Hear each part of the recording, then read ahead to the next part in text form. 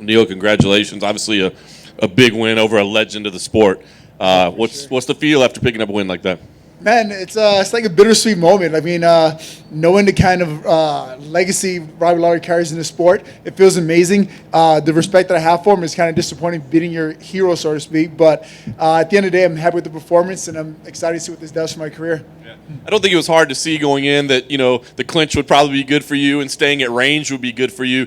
But did you know that top position in grappling was going to be as big of a part of the game as it was? I did not anticipate that. It was more so really just engaging the grappling initially, just to kind of slow him down and be able to see his power punches from further away. But once I realized I had so much success going on the ground, I just ran with it. Nice. The third round, it seemed like maybe you kind of opened up a little bit at that time. I mean, was that any adjustments that was made? Did you just want to change things, or was that something he did? No, I mean, a lot of times you're going for like body locks and that kind of thing. You get pretty slick in there. So I didn't want to be in a position that I was trying to force the takedown and have him slip away and up in a bad position. So I really just started focusing more on the range and sitting on my shots from the outside. And give me the feel in the third round as well, because you're clearly ahead on the cards, right? But here's this guy we all know can land one shot and put your lights out. So what's the mindset like as you're in there, kind of trying to cruise a little bit but stay safe? What is it? Yeah, I mean, it's Robbie Lawler is one of those guys when you fight, you can't necessarily just go in cruise control. He's dangerous at any given moment with any given technique. So I really had to put the pressure on and still be tactical as far as how I was moving around the cage, not to give him any openings and win that fight.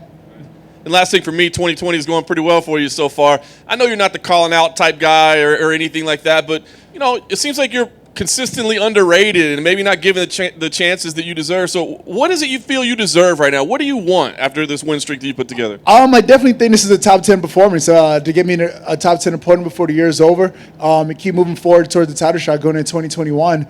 But it's just one of those weird things in MMA right now. Everyone feels entitled to fight certain people and that kind of thing, but I honestly do not care. If I have to fight number 1 through 10 in order to get a title shot, I'm ready and willing to do that. So just line them up. I'm ready to go. Hey, Neal.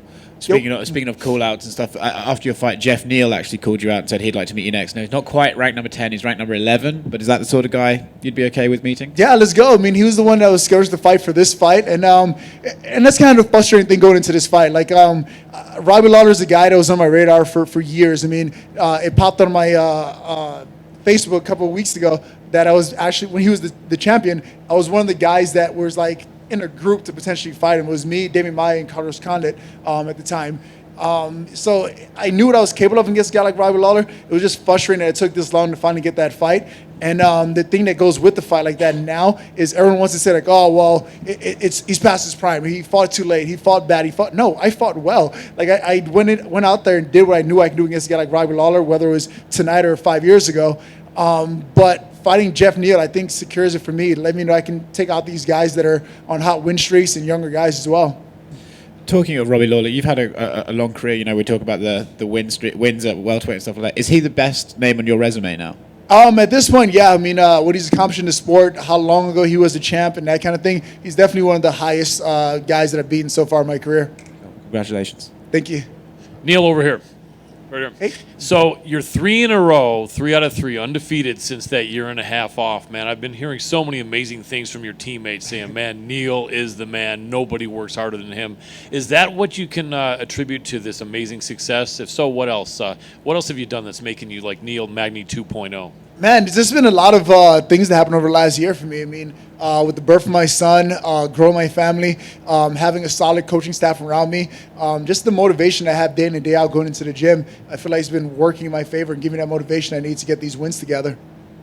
Excellent. How do you feel you fit into the top 10? I mean, I think it's clear that you deserve to be there. Do you feel like you should fight someone ranked ahead of you next? Or 100%. I mean, I can't think of someone else that's fighting the guys that I'm fighting this year and as active as I was this year. So, in my opinion, I definitely feel like I should be fighting one of those guys in the top 10 right away. But like I said earlier, if I had to fight number 10 through 1 to get there, just line them up. Don't waste my time. I'm ready to do it now.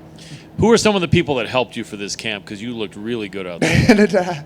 Man, Christian Allen really pulled this together. I mean, he's my striking coach. But like I said, it's this entire coaching staff just comes together and everyone's doing their part. I mean, I had a different strength conditioning coach going into this training camp, and we really focused on the power and strength aspect of this fight. And in those clinches and those exchanges, I felt great against Robbie Lawler. I felt like I was a stronger man, I was the bigger man in there, and that really paid off as well.